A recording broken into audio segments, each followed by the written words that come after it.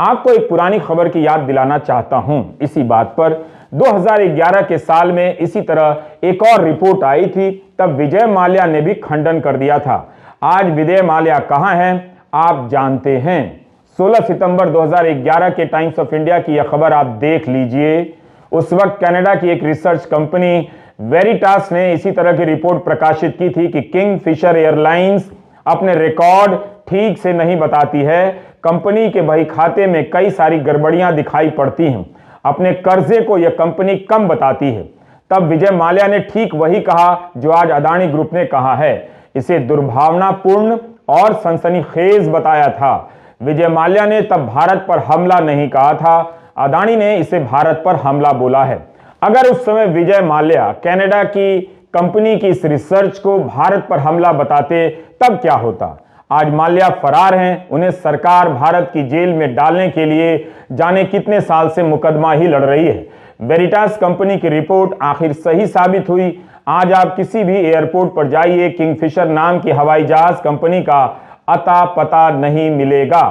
विजय माल्या का इतिहास आपके सामने है। भारतीय इतिहास के किस चैप्टर में आप विजय माल्या के बारे में पढ़ाएंगे, क्योंकि ये जनाब तो भारत से ही भाग गए हैं। पता चला कि ब्रिटेन के इतिहास के चैप्टर में पढ़ाए जा रहे हैं। ब्रिटेन दावा करने लगा है कि ये आदमी भागकर हमारी कंट्री में आया है, तो ब्रिटेन की हिस्ट्री के चैप्टर में होगा। जब अदानी ग्रुप ने हिंडनबर्ग की रिपोर्ट को भारत पर हमला कहा है, तब ऐसे में सेबी नाम की संस्था क्यों चुप है। उसे सार्वजनिक बयान देना चाहिए था। जब बैंक सार्वजनिक रूप से जवाब दे रहे हैं, भारतीय जीवन बीमा निगम ने बयान जारी किया है, तब सेबी क्यों चुप है।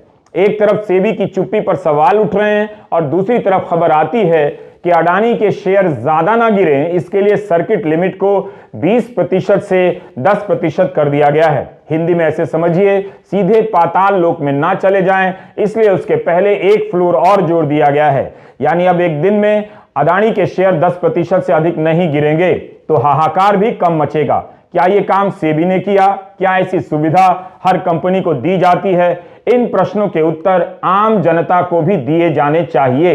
दुनिया के अमीरों में अडानी तीसरे नंबर पर थे। कुछ दिन पहले तक फोर्ब्स पत्रिका ये सूची बनाती है।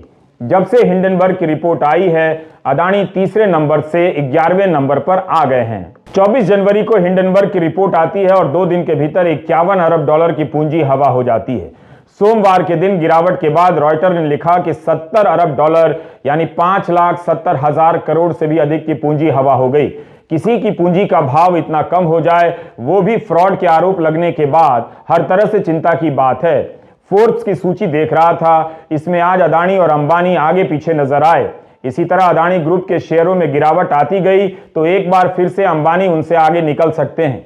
क्या तब अंबानी पार्टी देंगे और इसे भारत की जीत बताएंगे? भारत पर यह कैसा हमला है कि एक भारतीय अडानी नीचे की तरफ सरकते जा रहे हैं और एक भारतीय अंबानी ऊपर की तरफ उठते नजर आ रहे हैं। यह हमला हो रहा है या झूला झुलाया जा रहा है? I do not want to speak in English again and again. You understand on your own.